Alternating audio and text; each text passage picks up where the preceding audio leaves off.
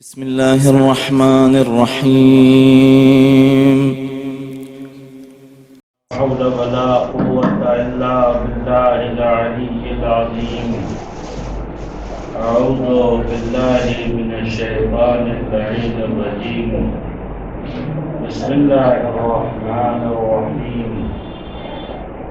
الحمد لله رب العالمين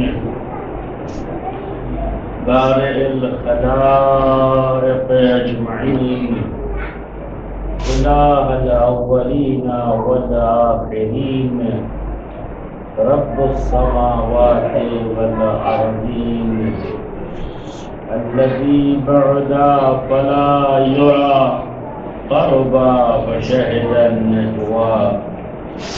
وصلى الله على جميع الأنبياء والمرسلين، لا سيما على سيدنا ومولانا أبي القاسم محمد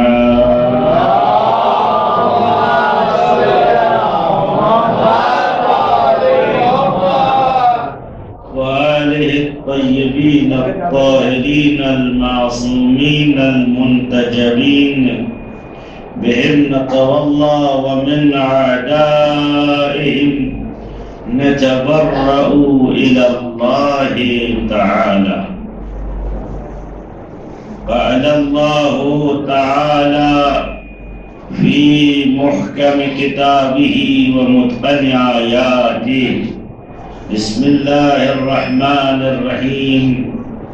فمن يعظم شعائر الله فإنها من تقوى القلوب. صلوات الله.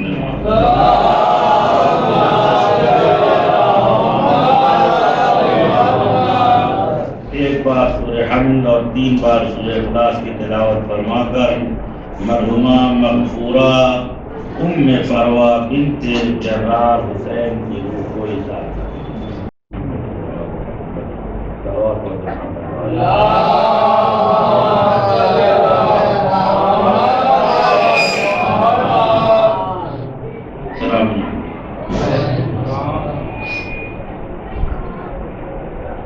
میں سوگواری شہزادی دو عالم والائمہ مادر عصمت و طہارت اور سارے عالم اور دنیا کے پاک اور مقدس لوگوں کی مخدومہ اور شہزادی فاطمۃ الزہراء صلوات اللہ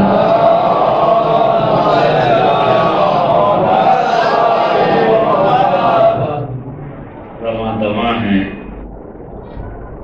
اور ایک ماں کی زوجہ کی مجلس ایصال ثواب ہے. پروردگار عالم نے ارشاد فرمایا کہ فمن یعظم شعائر اللہ فإنها من تقوى القلوب. فذلك تقوى القلوب. جو اللہ کے شعائر کا احترام کرتے ہیں، جو اللہ کے شعائر کو عظمت اور بزرگواری سے یاد کرتے ہیں، احترام و تعظیم شعائر اللہ یہ ایمان اور تقوی کی دلیل. شاعر جمع ہے شعار کی. شعار بنا ہے شعر سے. شعر کا مصدر الشعور ہے. شعور یعنی وہ شے کہ جو کسی شے کے لیے نشانی اور علامت ہے. لہذا شعار یا شعار اس معنی میں ہے کہ ہر وہ شے جو کسی کا مونوگرام بن جائے، پہچان بن جائے، شناخت بن جائے، اسے شعار یا شعار کہتے ہیں. اگر وہ پہچان طریقے اور عمل پہ مبتنی ہو تو وہ شعار ہے، اور وہ طریقہ اور عمل جب زبان پہ آ جائے تو وہ شعار ہے. وہ شعار ہے. اب شعار کی جمع شعائر ہے. شعائر یعنی ہر وہ شے جو کسی شے کی نشانی یا علامت ہو. شعائر اللہ یعنی اللہ کی نشانی، اللہ کی یعنی ہر وہ شے کہ جس کے تذکرے سے خدا یاد آ جائے وہ شعائر اللہ ہے.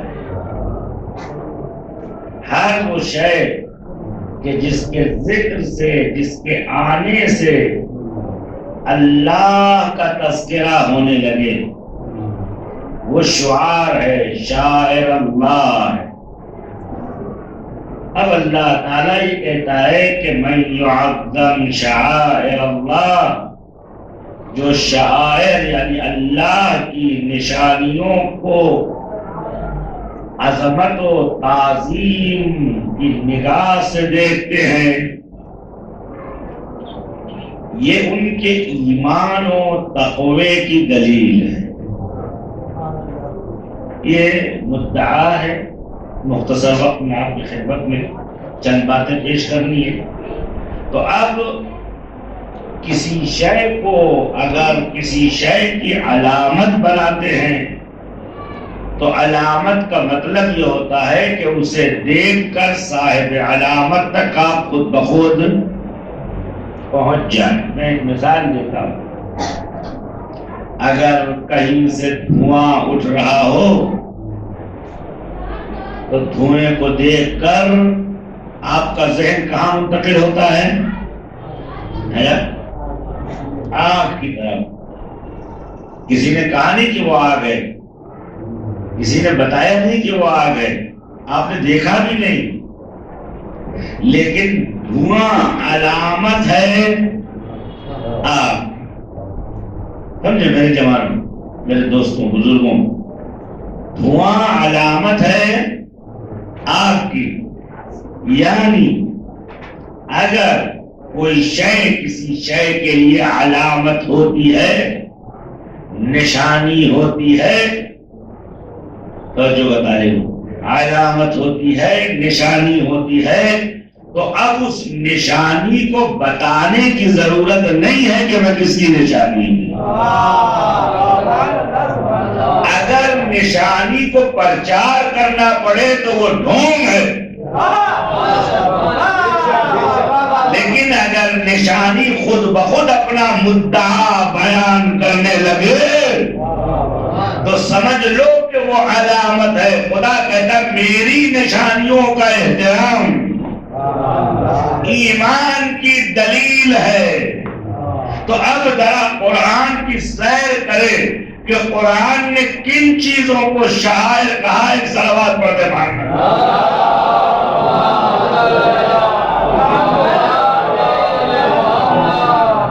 کن چیزوں کو شاعر کہا ہے. سورہ مبارک حج میں پروردگار فرماتا ہے کہ والهدي والقلائد من البيت من شعائر اللہ. جب حاجی حج کو جاتا ہے تو جو جانور قربانی کے لیے لے کے جاتا ہے وہ شعائر اللہ ہے. نہیں، غور کریں، منطق الہی و وحی ہے کہ اگر جانور بھی ہو خدا کے لیے ہو تو وہ نشانی ہے. اگر جانور بھی ہو خدا کے لیے ہو تو وہ نشانی ہو. بات کی لفظ بڑی عجیب ہے. وَالْقَلَائِدَ، وہ پٹا جو اس قربانی کے گردن میں ڈالا جاتا ہے، وہ پٹا جو اس قربانی کے گردن میں ڈالا جاتا ہے، یہ حجاج کا طریقہ تھا. آج بھی مسلمانوں نے بقرعید آتی ہے تو اپنے سے زیادہ اپنے بکرے کو سجاتے ہیں. صلوات پڑھتے محمد.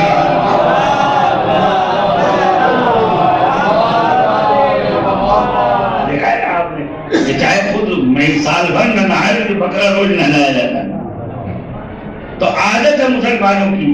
اور حج میں جب جاتے تھے لوگ قافلے والے، کوئی پکڑ نہ دے، کوئی اسے ادھر ادھر ہکال نہ دے، تو کیا کرتے اس کے گردن میں ایک لکڑی باندھ دیتے تھے. بہت سے لوگ یو پی سے تعلق رکھتے ہیں، آپ جانتے ہیں کہ جو جانور بھاگتا ہے اس کے گلے میں چارپائی کا پایا وغیرہ، تاکہ لوگ سمجھیں کہ یہ مر رہا ہے. صلوات پڑھتے محمد. ایک اور صلوات پڑھتے محمد. انہوں اس بات کا شعور ہے کہ گردن میں علامت لٹکانے سے،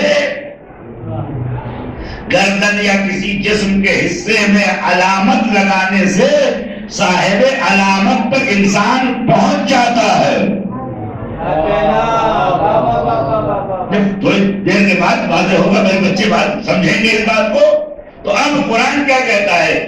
وہ قلادہ یا وہ پٹا یا وہ لکڑی کا ڈنڈا جو جانور کے گلے میں، قربانی کے جانور کے گلے میں آویزاں کیا جاتا تھا، اور اس کو دیکھ کے لوگ سمجھ جاتے تھے کہ پکڑو نہیں، اس کی چوری نہیں کرو، اس کو کہیں اور نہ بھگاؤ، مارو نہیں، کیونکہ اس کے گلے میں نشانی پڑی ہے، اس کے گلے میں نشانی پڑی ہے. اور یہ خالی نشانی نہیں ہے، یہ اللہ کی نشانی ہے. عزیزو، منطق قرآن تو دیکھو، معمولی سا ڈنڈا اگر قربانی کے جانور کے گردن میں باندھ دیا جائے اور وہ خدا تک پہنچائے تو اسے مسلمان شاعر کہتا ہے. اے مسلمانوں، ہم سے نہ پوچھو یہ علم کیا ہے، یہ تعزیہ کیا ہے، یہ مجلس کیا ہے. لکڑی نہیں بولتی کس کی علامت ہے، لیکن علم دیکھو تو شرافت سمجھ میں آتی ہے، توحید سمجھ میں آتی ہے، نبوت سمجھ میں آتی ہے.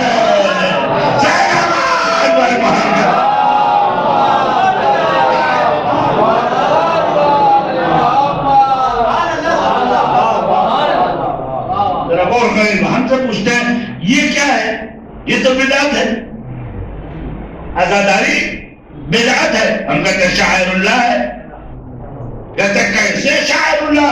مجلس تم کر رہے ہو، فرش تم بچھا رہے ہو، تبرک تم بانٹ رہے ہو، یہ کیسے شاعر اللہ؟ میں نے کہا بکری کے گلے میں رسی لٹکا دی تو شاعر اللہ، اونٹ کے گلے میں چرپائی کا پایا لٹکا دیا تو شاعر اللہ. جو بولتی نہیں، سمجھاتی نہیں، بتاتی نہیں، ہم نے جسے شاعر بنایا ہے اس میں اتنی اپیل ہے کہ دنیا کے لوگ جھنڈے اٹھاتے رہے، دیکھ کے کہتے ہیں یہ جھوٹوں کا ہے، سیاسی والا ہے، بے ایمانی کا ہے. لیکن جب ہم علم لے کے نکلتے ہیں تو دشمن بھی جانتا ہے یہ غیرتوں کا ہے، عزتوں کا ہے، شرافت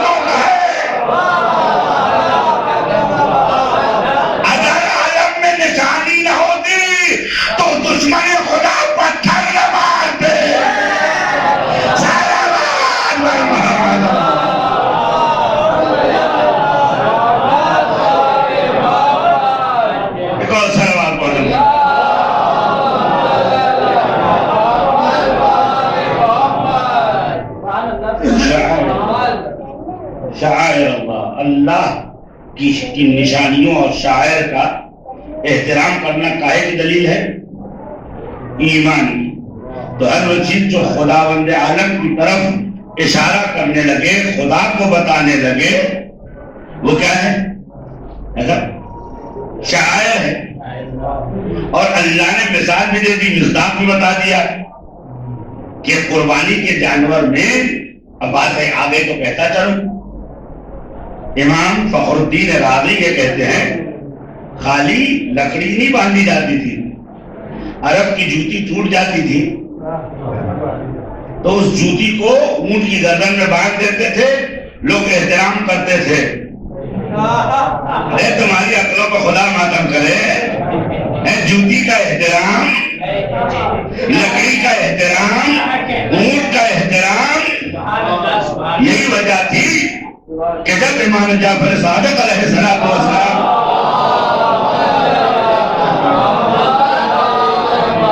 اپنی ڈیوڑی سے نکل رہے تھے، بھیڑ لگی ہوئی تھی، امام ابو حنیفہ اپنے دوستوں کے ساتھ گزر رہے تھے، انہوں نے علی بن فضال سے کہا چلو ذرا ان سے تھوڑا سا، میں اپنے بچوں کی زبان میں چھیڑ چھاڑ کرتے ہیں، شاید کوئی ایڈوانٹیج مل جائے، کوئی پوائنٹ مل جائے۔ وہ آگے آیا، آنے کے بعد وَعَلَيْهِ جُبَّةٌ مِنَ الْخَضَرَاء، آپ کے وجود اقدس کے اوپر سبز جبہ تھا، سر پہ امامہ تھا، پیر میں نالان رسول تھی، ہاتھ میں رسول کا عصا تھا۔ ابو حنیفہ آگے بڑھے، انہوں نے چاہا کہ رسول کے عصے کو چومے، امام نے ہاتھ پیچھے کر لیا، دوسرا ہاتھ بڑھا دیا۔ لوگوں نے کہا میں یہ عصا چومنا چاہتا ہوں، فرمایا یہ لکڑی ہے، ھذا لحم رسول اللہ، یہ لکڑی ہے جسے رسول نے پکڑا تھا، یہ رسول کا گوشت ہے، یہ رسول کا گوشت ہے، یہ رسول کا خون ہے، یہ رسول کا رگ و پے ہے۔ امام نے امت کے اماموں کو سمجھایا تم لکڑی میں پھنسے ہوئے ہو، ابھی تک حال تک نہیں پہنچے، تم نے بال کا مزار تو بنایا، حال کے مزار کو بھلا دیا۔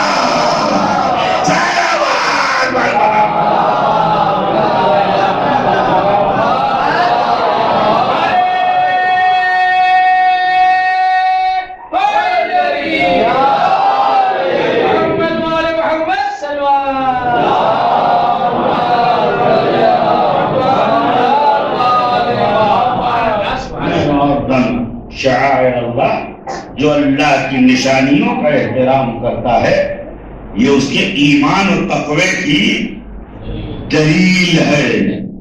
تو اگر تم اونٹ کی گردن میں بندھی ہوئی لکڑی کا احترام کر کے مومن ہو، تو ہم لسان اللہ سے محبت کر کے مومن نہیں ہے، عین اللہ سے محبت کر کے مومن نہیں ہے، جنب اللہ سے محبت کر کے، آل اللہ سے محبت کر کے، لیکن جملہ کہہ رہا ہوں، رسول خدا نے فرمایا آلی آل اللہ، میری اولاد در واقع عیال خدا ہے۔ یا رسول اللہ کیا مطلب؟ فرمایا یاد رکھو اولاد میری ہے، کام خدا کیا کرے گی؟ تو خدا نے بھی کہہ دیا اس کی خوشی میری خوشی، اس کی ناراضگی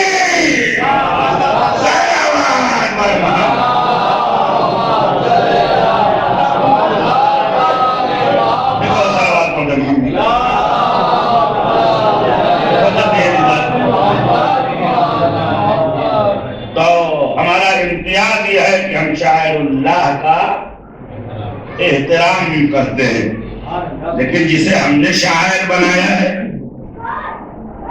جسے ہم نے علامت بنائی ہے خدا تک پہنچنے کے لیے، اس علامت کا کوئی دنیا میں جواب نہیں۔ ہم نے کسے شاعر اللہ سمجھا؟ اہل بیت طاہرین علیہم الصلاۃ والسلام کو۔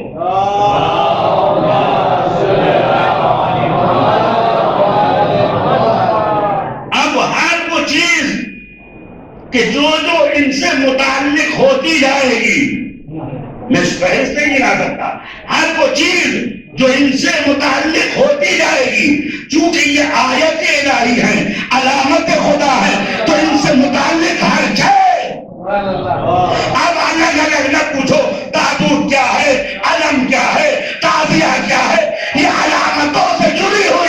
یہ شاعر اللہ ہے. اب یہ بات الگ ہے کہ اونٹ کے گلے میں لکڑی دیکھ کر تمہارا ایمان تازہ ہوتا ہے، شاعر اللہ کو دیکھ کے نکاح ٹوٹ جاتا ہے.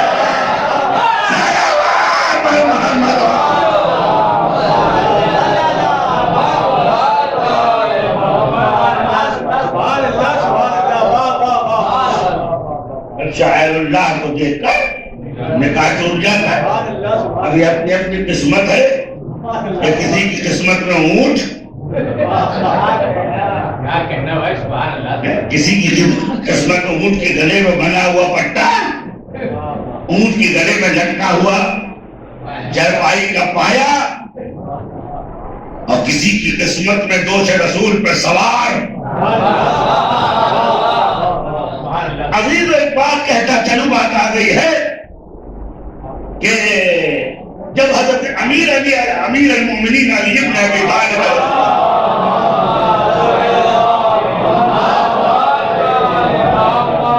دوش رسول خدا صلی اللہ علیہ وآلہ وسلم کو سوار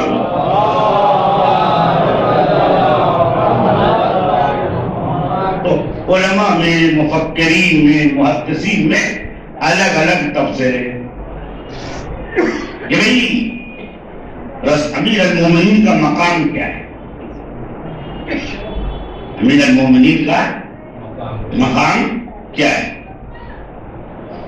تو اتنا ہی بولتے ہیں کہ وہ سوار دوش رسول.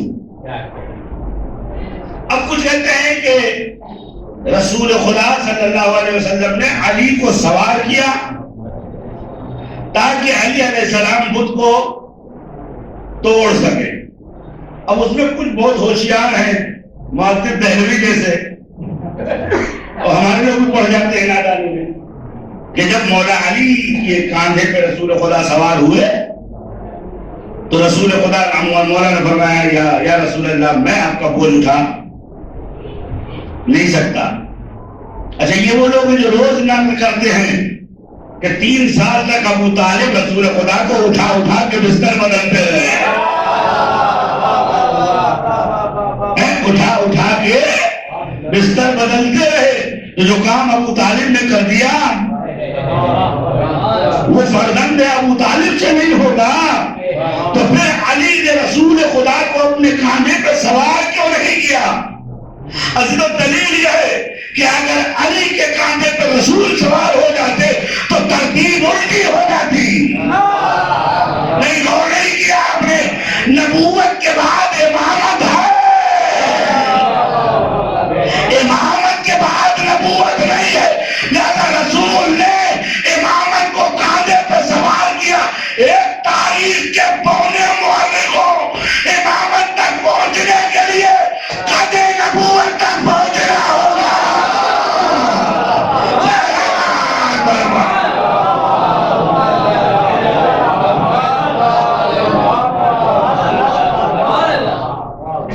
امامت تک پہنچنے کے لیے قد نبوت تک پہنچنا ہوگا کہ جو ناممکن ہے.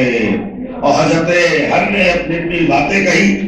کسی نے امیر المومنین علیہ السلام سے پوچھا کہ آقا آپ اپنی کیفیت بتائیے، تو مولا نے 2 جملوں میں کہا تحتی رسول اللہ و فوقی ربی. میرے نیچے رسول خدا تھے، اوپر خدا تھا. علی یہ بتانا چاہتے ہیں یہ امامت انجینئر مرزا سے نہیں بنتی، اس امامت کی جڑ نبوت ہے، شاخ توحید ہے.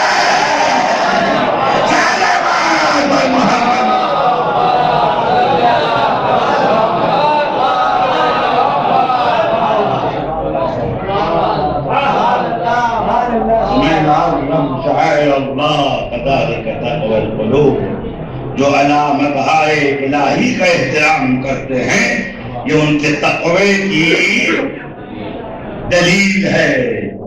اب مجلسوں کا پرخ نہ مانگا کرو. جس نے فرش عزا بچھا دیا اس نے شاعر اللہ کا احترام کیا. جو آ کے بیٹھ گیا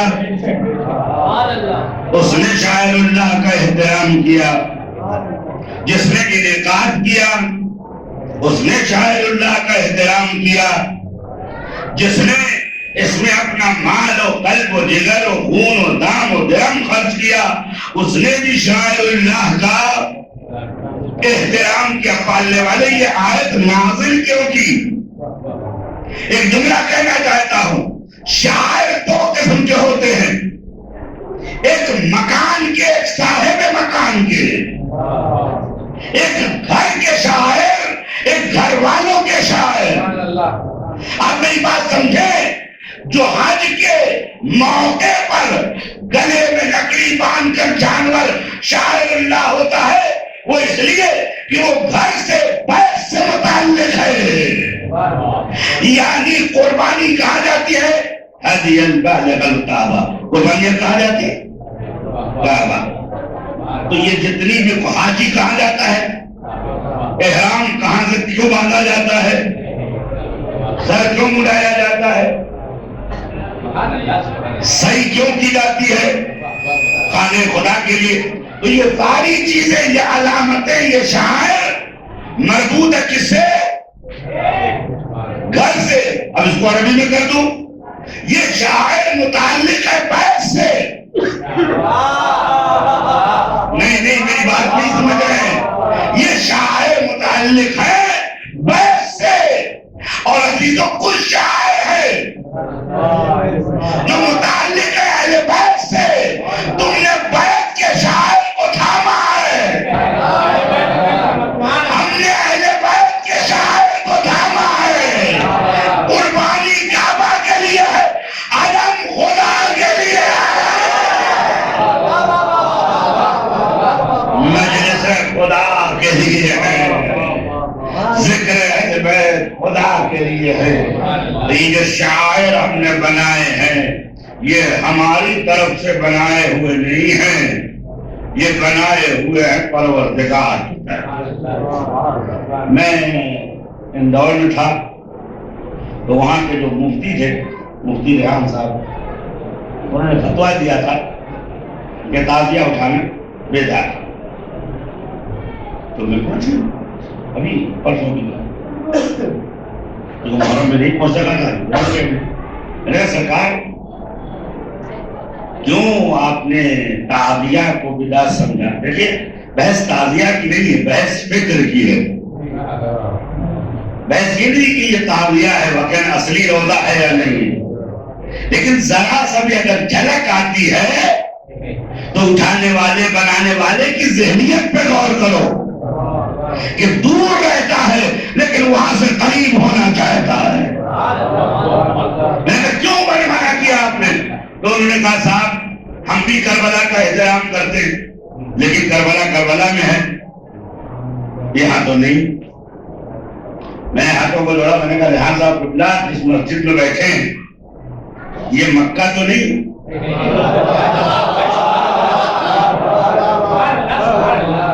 یہ مکہ تو نہیں، یہ مسجد نبی شریف تو نہیں ہے. میں نے کہا نہیں، میرے کو بدعت ہے. یہ میں نے کہا بدعت نہیں ہے، اسی کی شبیہ ہے. میں نے کہا جس طرح وہ اس کی شبیہ ہے یہ بھی وہاں کی شبیہ ہے. میں نے کہا خدا یہ نہیں دیکھتا کہ تم نے کیا بنایا، یہ دیکھتا ہے کیوں اور کس لیے بنایا.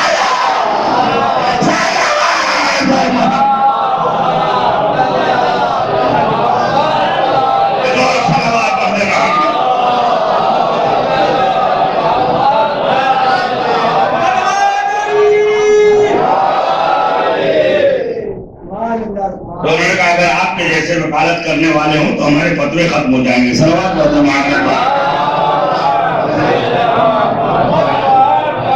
سلامتی ہے ائمہ طاہرین علیہ الصلوۃ والسلام بریج امام زمانہ جل اللہ تعالی وجہ شریف.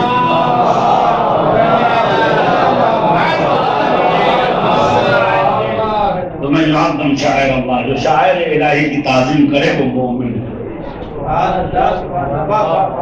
یہ جو مجالس فاطمیہ ہو رہی ہیں یہ بعنوان شعائر ہو رہی. بھائی جب یہ شعائر اللہ ہے تو جن دنوں میں یہ ہوتی ہیں، دن عربی میں یوم کہتے ہیں، جمع ایام ہے. تو جب یہ مجلس شاعر اللہ ہے تو جس دن یہ مجلس ہوتی ہے وہ ایام اللہ ہے، وہ ایام اللہ ہے. قرآن کے دل کا ایام اللہ، یعنی جہاں بھی خدا کے لیے کچھ ہوا ہو وہ اللہ کا دن ہے. تو اب اگر فاطمہ کا تذکرہ کسی دن میں زندہ کیا جائے تو یہ فاطمہ نہیں ہے، یہ توحید ہے، یہ نبوت ہے، یہ امامت ہے، یہ رسالت ہے. ان کا تذکرہ کرو گے تو نبوت بھی زندہ ہو جائے گی، امامت بھی زندہ ہو جائے گی، مذہب بھی زندہ ہو جائے گا. صلوات بر محمد.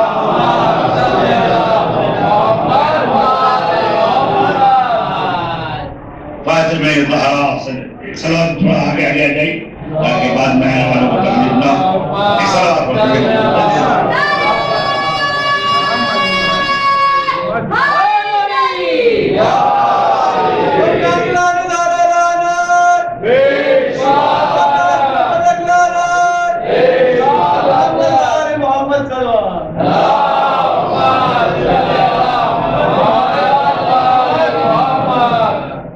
ایام فاطمیہ کا انعقاد کرتے ہیں تو بعنوان شعائر اللہ انعقاد کرتے ہیں.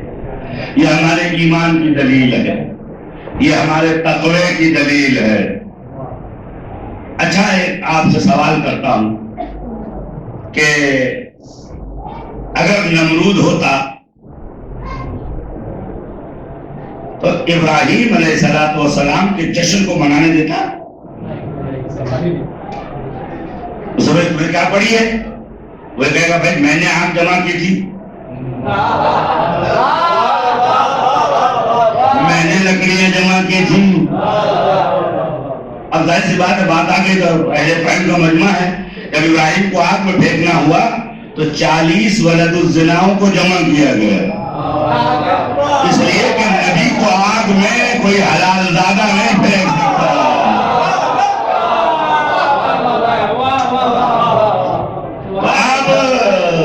ہم نے جمع کی، لکڑیاں ہم نے جمع کی. جب آپ وہاں کا تذکرہ کریں گے تو ہماری تنقیص ہوگی. ارے جو فاطمیہ سے پرابلم اس لیے ہے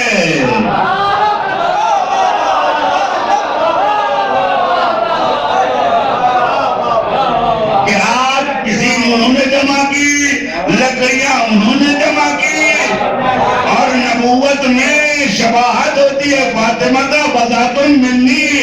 ابراہیم کو جلانے کے لیے دنیا بھر کے ولد الحرام جمع کیے گئے تھے. بذات نبوت کو بھی جلانے کے لیے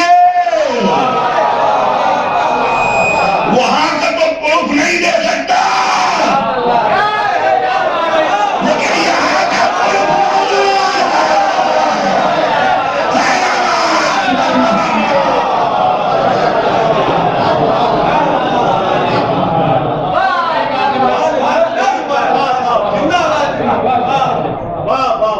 اچھا بات اپنے لوگوں کو بھی فاطمیہ سے تکلیف ہے. کیوں بھائی؟ نام فاطمہ زہرا کا، کام نقلی صدیقہ کا. صلوات پڑھتے محمد والے اور صلوات پڑھتے محمد والے.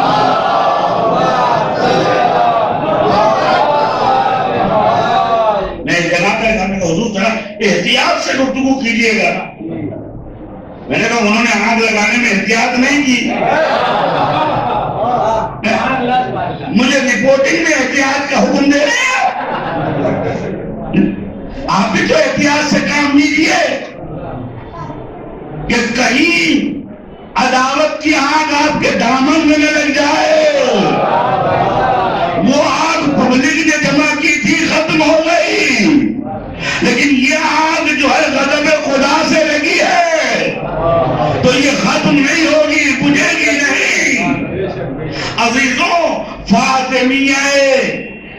زہرا سلام اللہ علیہا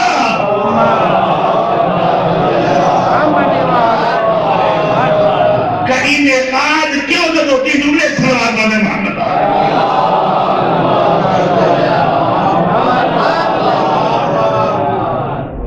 جیسے ایران میں کچھ علماء مراجع ہیں بزرگوار ہیں جنہوں نے کہا کہ ابھی تو فاطمیہ ہے اب محسنیہ بھی شروع ہوگا صلوات پڑھتے محمد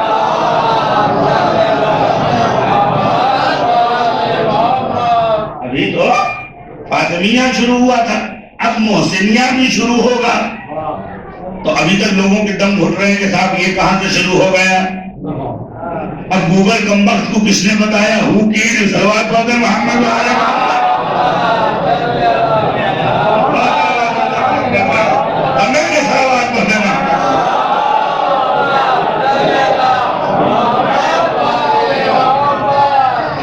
بات ہے بھائی کہ قاتل کا پتہ چل ہی جاتا ہے خدا رحمت کرے مرحوم سبت جعفر صاحب شہید راہ اہل بیت میری ملاقات ان سے دبئی میں ہوئی تو ایسے گفتگو ہو رہی تھی انہوں نے کہا میں تو صاحب ایک دن مارے ہی جاؤں گا میں نے کہا کیوں انہوں نے کہا انہوں نے جو آگ اگلی تھی وہ لکڑیوں کی تھی میں جو آگ اگلتا ہوں ذوالفقار والی ہے تو مجھے تو مارا جائے گا ہنس کے کہتے ہیں کہ اگر نقیرین نے مجھ سے پوچھا کہ تمہارا امام کون ہے تو میں ان سے کہوں گا مارنے والوں کو پتا ہے تمہیں نہیں معلوم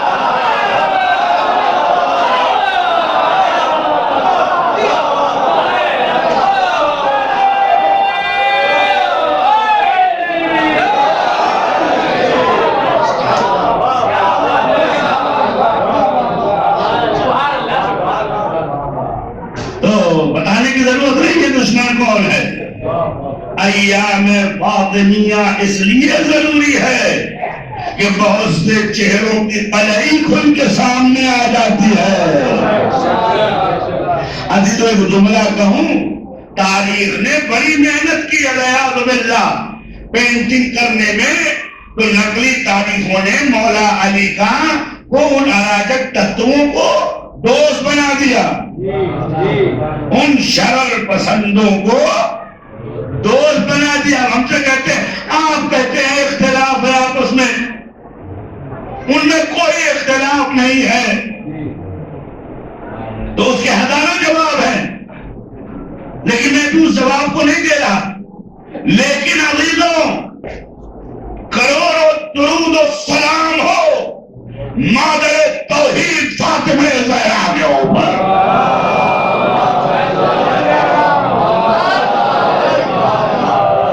فاطمہ زہرا نے ایسا انتظام کیا کہ ساری محنت چوپٹ ہو گئی پہلا کام کیا اسی لیے محمود عقاد عباس مصری جو 19ویں صدی کا بہترین مورخ ہے جامعۃ الازہر کا وہ یہ کہتا ہے فاطمہ نے 3 سوال چھوڑے ہیں مسلمانوں کی نیند حرام کر دی ہے پہلا سوال فاطمہ کس کی بیٹی ہے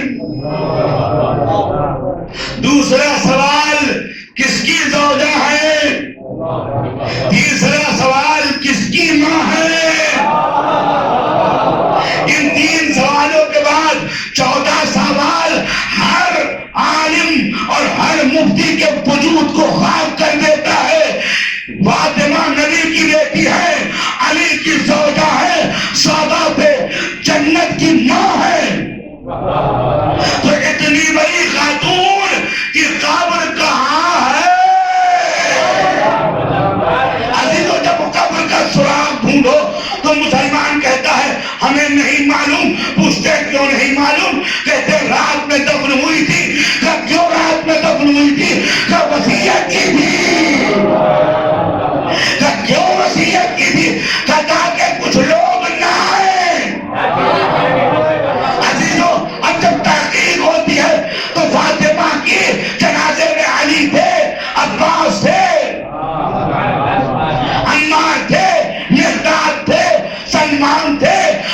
عنصر تھے، یعنی دائیں بازو کی جماعت تو تھی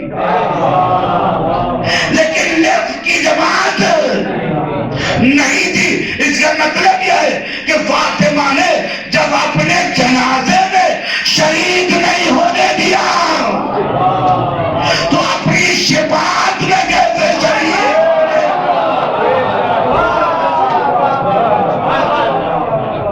لہذا ساری دنیا پریشان ہے کہ فاطمہ زہرا سلام اللہ علیہا کی مجلسیں کیوں ہو رہی ہیں۔ خدا شاہد آج سے 100 سال پہلے یہ سلسلہ شروع ہو گیا ہوتا تو آپ پورا بمبئی جو ہے عاشورہ کرنے جاتا۔ صلوات پڑھیں محمد دیکھو، صلوات پڑھتے محمد۔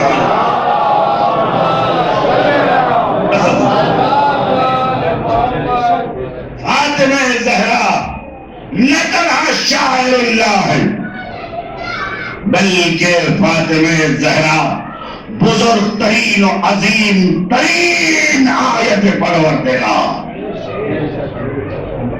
فاطمہ زہرا سلام اللہ علیہا کا وجود کتنا مہم ہے، یہ جا کے آپ علماء سے پوچھئے کہ فاطمہ زہرا کا وجود کتنا مہم ہے۔ اتنا سمجھ لیجئے کہ اگر فاطمہ نہ ہوتی تو وعدہ الہی جھوٹا ہو جاتا، رسول ابتر رہ جاتے۔ تو آج دنیا میں آس بن وائل کی نسلوں کا ڈنکا بجتا، کہیں رسول کا کوئی نام لینے والا نہ ہوتا، لیکن جدھر نظر ڈالو ادھر ذریت رسول خدا ہے، جدھر نظر ڈالو ادھر اولاد رسول خدا ہے۔ مسلمان صحیفہ کی ڈیوڑی پہ بیٹھتا ہے، حاجت مانگنے موسی کاظم کے لال کے دروازے پہ جاتا ہے۔ میں اجمیر شریف میں تھا، ایک صاحب صبح مشہور سلام پڑھ رہے تھے، میں نے کہا کہ تم کو یہ لگتا ہے کہ دوسرے لوگوں میں دم ہے تو علی کی اولاد کی قبر چھوڑ دو، کسی اور کی اولاد کی قبر میں جا کے کچھ مانگو۔ کہتے ہیں یہی تو چراغ ہے جس میں فروغ ہے۔ میں نے کہا یہ چراغ نہیں ہے، یہ فاطمہ زہرا کی جھلک ہے۔ فاطمہ زہرا سے قربت نہیں تو نہ عقیدت ملے گی، نہ وجود ملے گا، نہ شفاعت ملے گی۔ رسول خدا کو جب بھی ضرورت ہوئی فاطمہ زہرا نے مدد فرمائی۔ صلوات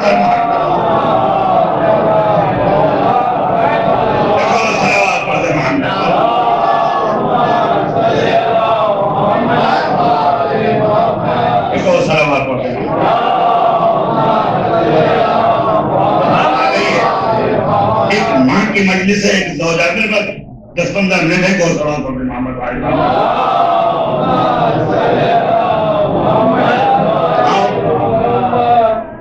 فاطمہ زہرا سلام اللہ علیہ کا ذکر ہے۔ ایک ماں کی مجلس ہے، ایک زوجہ کی مجلس ہے، ایک بیٹی کی مجلس ہے۔ میں مسلمانوں سے پوچھتا ہوں، چلو کوئی بھی کتاب کھولو، کوئی آئیڈیل بیٹی دکھاؤ، میرا چیلنج ہے، اٹھو کوئی آئیڈیل بیٹی دکھاؤ، ہے تمہاری فہرست میں کوئی ایسی بیٹی؟ تھوڑا سا آگے آ جائیے، اشارہ کر رہے ہیں کہ لوگ پیچھے کھڑے ہوئے۔ ایک اور سوال کرنے مانا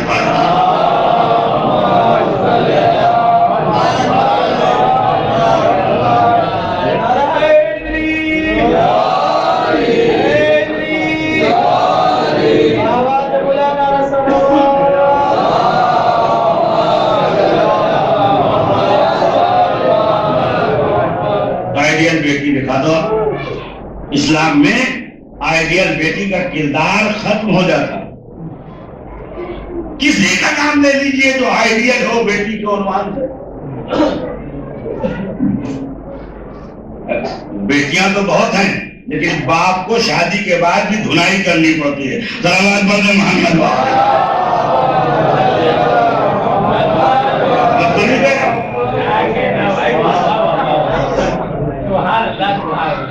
دخل رسول اللہ فی بیتہ وفلان یضرب ابنتہ، رسول خدا اپنے گھر میں داخل ہوئے، ابا پٹائی کر رہے تھے. انہوں نے کہا کیوں مار رہے ہیں؟ اور میں کل آپ سے بدتمیزی کر رہی تھی. تو اب اس جملے میں دو جواب ہوا، نہ آئیڈیل بیٹی ہے نہ آئیڈیل زوجہ ہے. صلوات پڑھو محمد.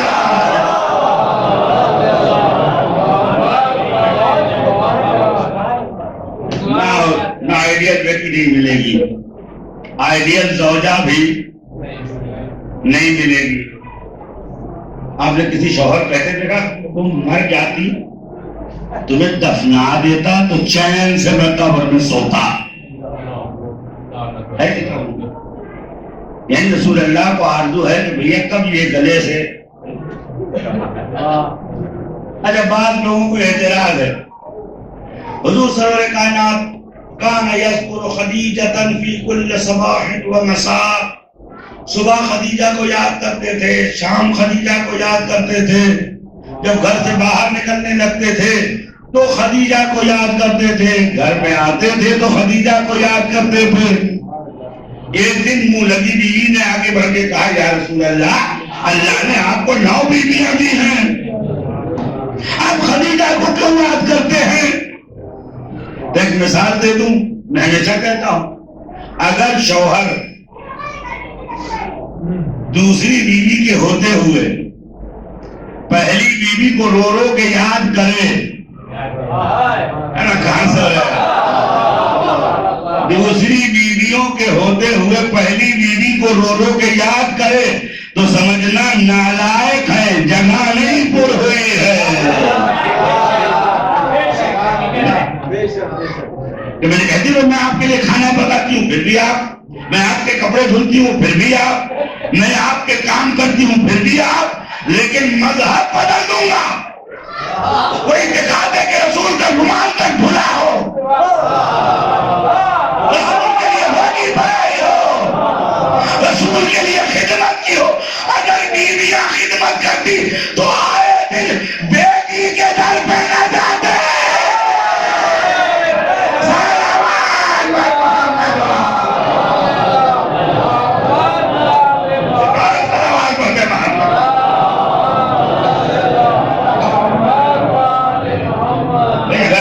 خاتون کو اعتراض ہے، ابے ہم تو آرزو نہیں کر سکتے، صلوات پڑھتے محمد ذکر تو کر سکتے ہیں، کھول صلوات پڑھتے محمد.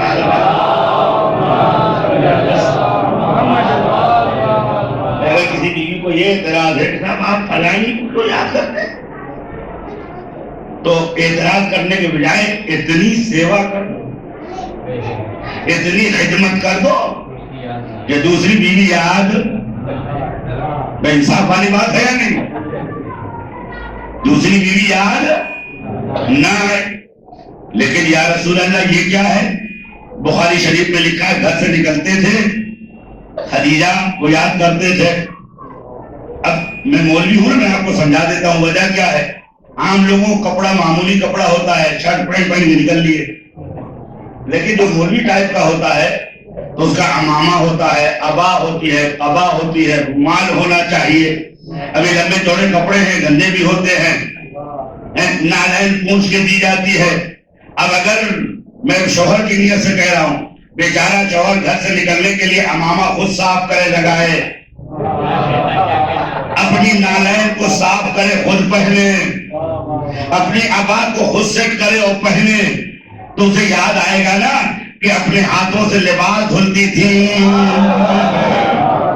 اپنے ہاتھوں سے عمامہ پیش کرتی تھی، اپنے ہاتھوں سے نالین پیش کرتی تھی. سب نے یہ لکھا کہ صبح صبح اور شام شام رسول خدا یاد کرتے تھے، لیکن کسی کو شرم نہ آئی، کسی کو شرم نہ آئی. یہ لکھتے کہ چونکہ انہوں نے خدمت نہیں کی اس لیے یاد. منع المکیہ کے روایت پڑھوں، اس چپٹر کو بند کر دوں. وہ یہ ہے کہ حضور سرور کائنات گھر میں تشریف لے آئے. اچھا صحیح بخاری کی روایت ہے کہ رسول اللہ نے، اچھا فرانس کسی دن موقع رہا تو عرض کروں گا، اور میں چاہتا ہوں اس کو آپ کو ویڈیو میں دکھاؤں کہ فرانس کا جو صدر ہے اس نے جو ہے باتیں پیش کی ہے کہ ہم رسول اللہ کی توحید کرتے ہیں، کوئی اور کرتا ہے. پوری تفصیل وقت نہیں. رسول خدا بانٹ رہے تھے، اب ایک صاحبہ آئی، انہوں نے دیکھا 2 دینار کما انصفتا، آپ نے انصاف نہیں کیا. تو رسول اللہ کو غصہ آ گیا، بات اصلی زبان پہ آ گئی. اللہ اب اللہ کے بے باپ کی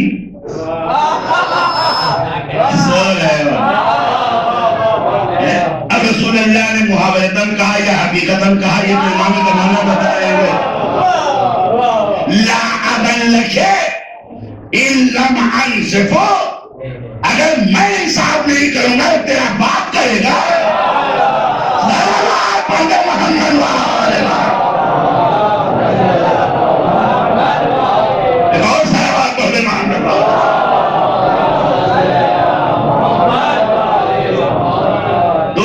کم لگا، بہار کی کہ ہمیں اور دیجئے، ہمارے خرچے زیادہ ہیں.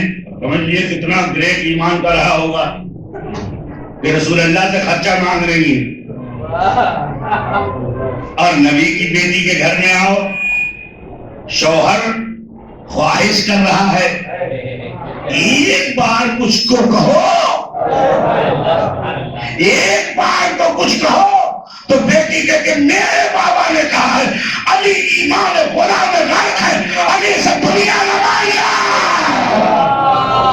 اب سمجھ میں آیا، پبلک کی بیٹی گھر میں آتی ہے تو وبال لے آتی ہے، نبوت کی بیٹی آتی ہے تو اولاد صالح لے آتی ہے.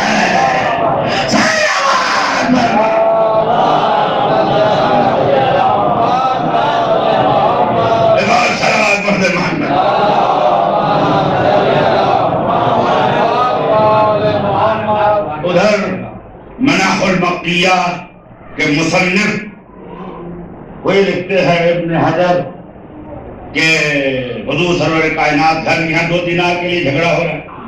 حضور گھر میں داخل ہوئے، داخل ہوتے ہی ان کے چہرے پر کہبت یعنی غم کی علامتیں تھی، اداس تھے. ملکۃ العرب خدیجہ سلام اللہ علیہا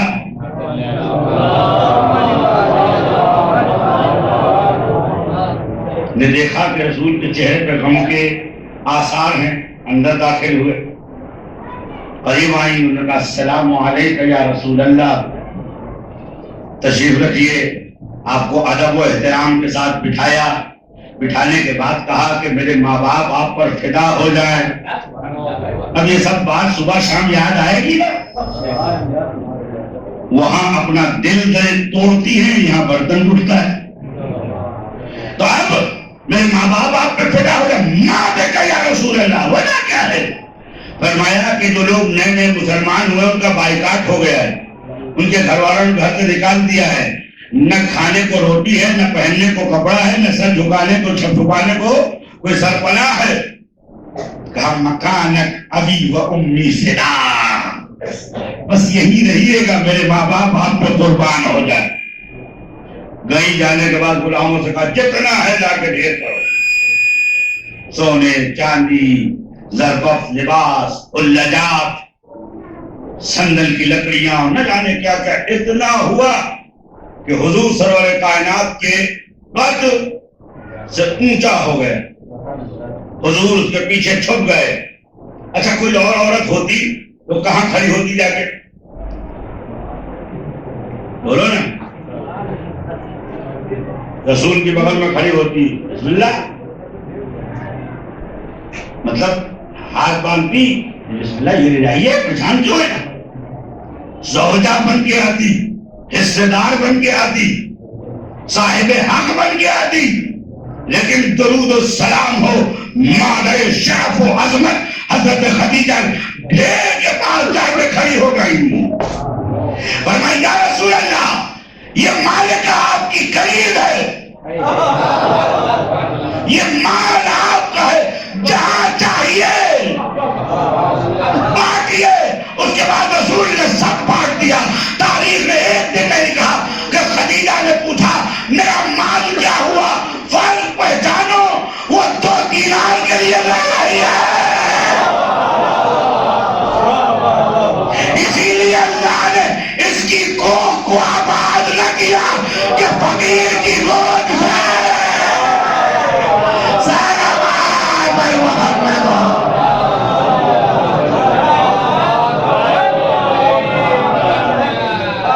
اسی لیے اللہ نے اولاد نبی کی، نبی کی اولاد اتنی گھٹیا جگہ سے صلوات پڑھتے محمد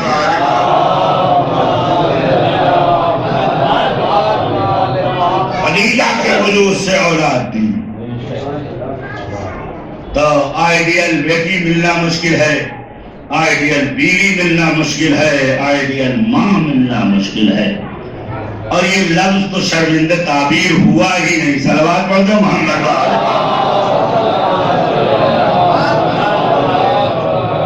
ہاں، پوچے والے، ریڑی والے، موچی کو بھی ان کی ماں ہے، مومنین کی نہیں ہے۔ صلوات پڑھ دو محمد۔ ہمارے پاس ایک ماں ہے جس کا نام خدیجۃ الکبریٰ ہے۔ صلوات پڑھ دو محمد۔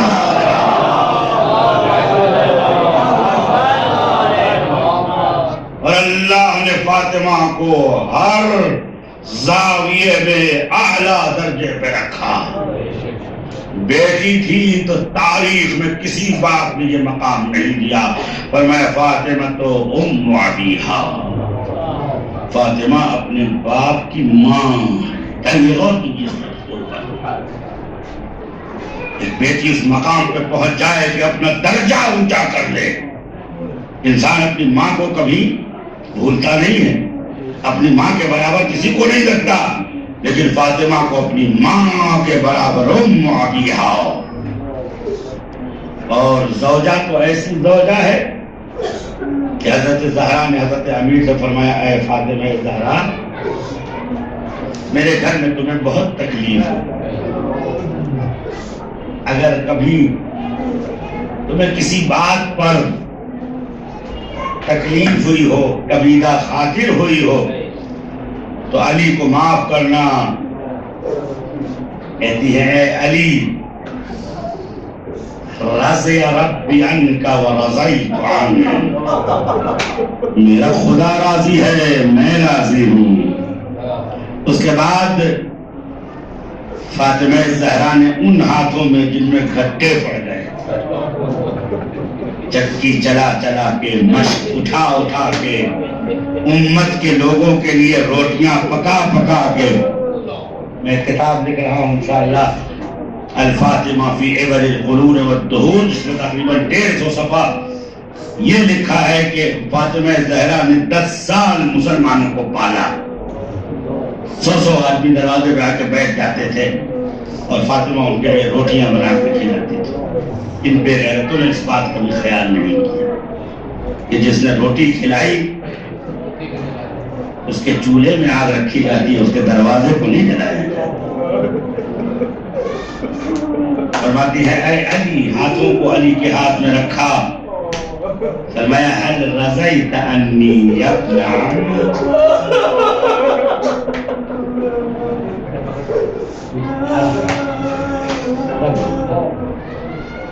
اے علی، اے ابو الحسن، آپ مجھ سے راضی ہیں؟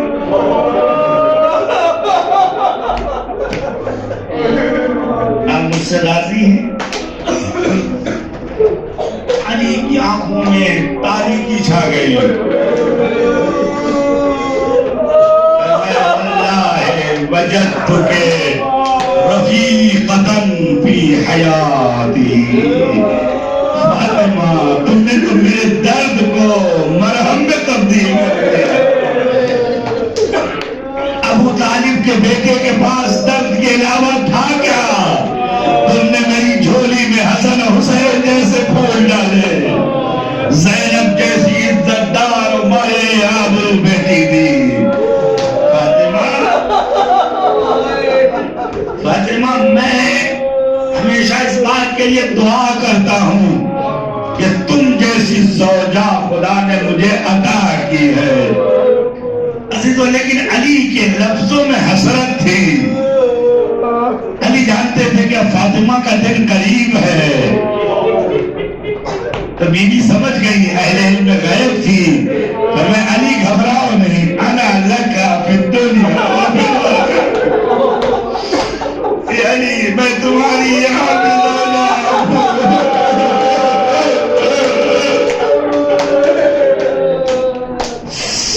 اس دنیا میں بھی تمہاری زوجہ. ایک ماں کی مجلس ہے. میں اس مرحومہ کے بچوں، بیٹیاں، بیٹوں کو تسلی دیتا ہوں کہ الحمدللہ تشییع جنازہ ہوئی، غسل ہوا، کفن ہوا. آج اتنے لوگ خراج عقیدت پیش کرنے آ رہے ہیں، لیکن ذرا کوئی امام حسن مجتبیٰ کا دل سن سکتے ہو عزیزو؟ جب مولا علی کے گھر میں بھیڑ ہو گئی تو مولا علی حجرے سے باہر آئے. فرمایا آج فاطمہ زہرا کی تشییع نہیں ہوگی. سارے لوگ چلے گئے. امام صادق فرماتے ہیں آدھی رات کو ننھے حسن کو بھیجا. حسن آئے، سلمان کا دروازہ کھٹکھٹایا. اے سلمان، ہماری ماں کا جنازہ اٹھنے جا رہا ہے، اگر ہو سکے تو میرے غریب باپ علی کی مدد کرو. نہیں تو محسوس نہیں کیا 6 سال کا بچہ اندھیری رات سے گزرتا ہوا، گریبان چاک، آدھی رات سے زیادہ شب گزر گئی ہے. سلمان کے پاس پہنچ رہے ہیں اور کہہ رہے ہیں اے سلمان، اب ہماری ماں کے جنازے کا اٹھانے کا وقت آ گیا ہے، چلو. کہتے سلمان نے حسن کو گود میں لے لیا. کہ کاش میں مر جاتا، آل رسول کو ایسا مجبور نہ دیکھتا. ہائے رسول خدا.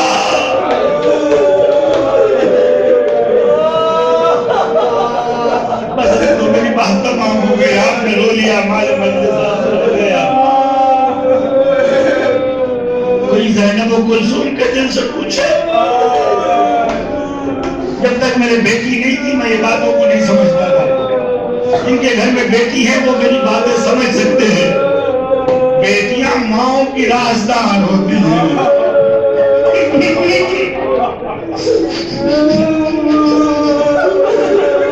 اس لیے کہ جہاں مرہم بیٹے نہیں رکھ سکتے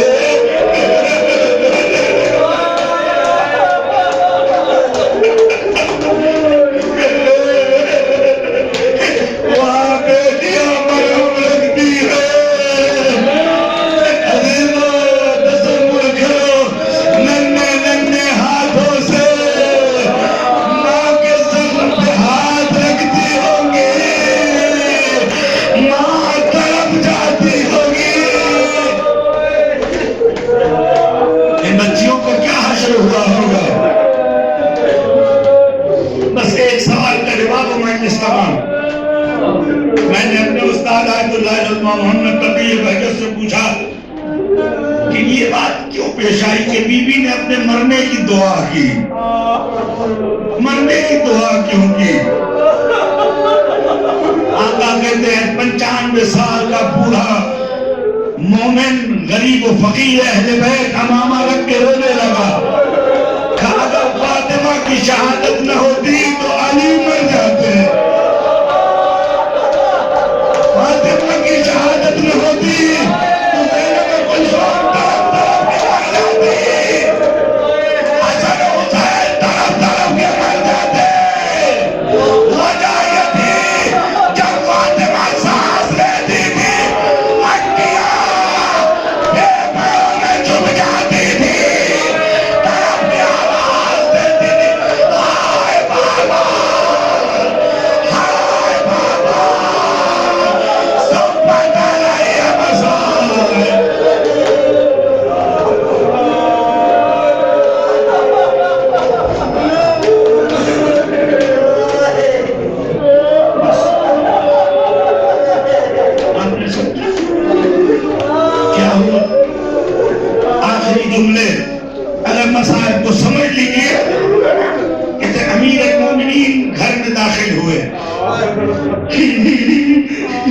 کیا دیکھا؟ ایک طرف زینب و کلثوم بیٹھی ہوئی، ایک طرف حسن و حسین بیٹھے ہیں، بی بی اپنے محراب میں بیٹھی ہوئی ہے، اور دونوں بچوں، چاروں بچوں کو چوم چوم کے کہہ رہے ہیں بچوں چاہتے ہو ماں کی تکلیف ختم ہو جائے؟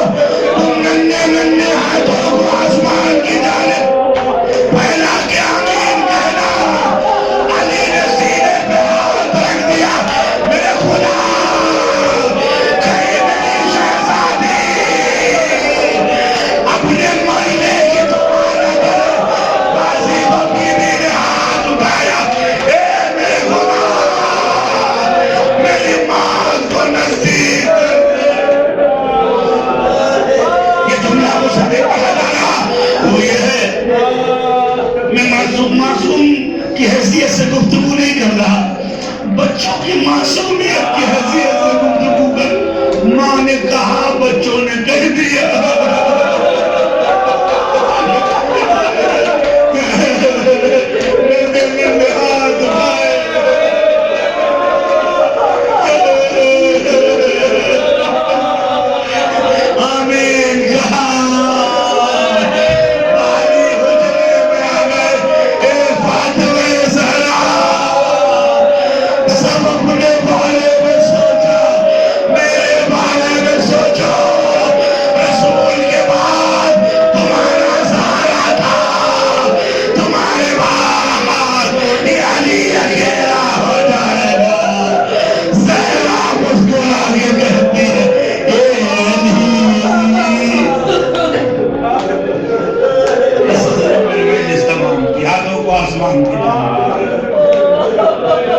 چند جملے دعا کرنے، اٹھاؤ ہاتھوں کو آسمان کی جانب. چونکہ فاطمہ زہرا کا ذکر جو ہے آپ دعائے توسل پڑھتے ہو تو 14 معصومین میں سے 11 معصومین جب توسل کرتے ہیں تو ہم ان کا نام لیتے ہیں یا وجیہن یا وجیہن، لیکن وہ 11 معصومین اپنے درد کا دوا کرنے کے لیے فاطمہ زہرا کا نام لیتے ہیں. یہ روایت مسلم ہے. امام محمد کی بہت طبیعت خراب تھی، بخار کی شدت، زہر پیا تھا، درد کی شدت سے تڑپ رہے تھے، اور بخار اتنا تیز تھا کہ ابا بھی گرم ہو چکی تھی. تو امام صادق فرماتے بابا کہیے میں کچھ کروں. فرمایا جا بیٹا پانی لے آ، جا میرے لال پانی لے آ. عزیز روایت ہے کہ امام جعفر صادق پانی لے کے آئے، پانی کو دیکھا، آسمان کی جانب نگاہ ڈالی، 3 بار کہا یا زہرا یا زہرا یا زہرا. عزیز پانی پیا، امام علیہ السلام کو چین آ گیا، ہاتھ پیر پھیلا دیا. عزیزوں جب اماموں کو زہر ستاتا تھا تو اپنی ماں کو یاد کرتے تھے. لو میں مجلس کو کامل کر دوں، یقیناً خنجر تلے. جب حسین کی رگوں پہ خنجر چل رہا تھا تو حسین نے پکارا ہوگا اے اماں وقت مصیبت ہے. روایت کہتی ہے زہرا نے اپنا گلا حسین کے گلے میں رکھ دیا. خدا بیمار کو شفا کرم فرما، اس مرحوم اور تمام مرحومین کے درجات کو بلند فرما، حضرت زہرا کے ساتھ محشور فرما. خدایا بحق محمد و آل محمد جتنے لوگ بھی حاضر ہیں، ہم سب سے قلب مقدس حضرت زہرا کو راضی فرما. زیارت عتبات عالیہ کا راستہ آسان فرما.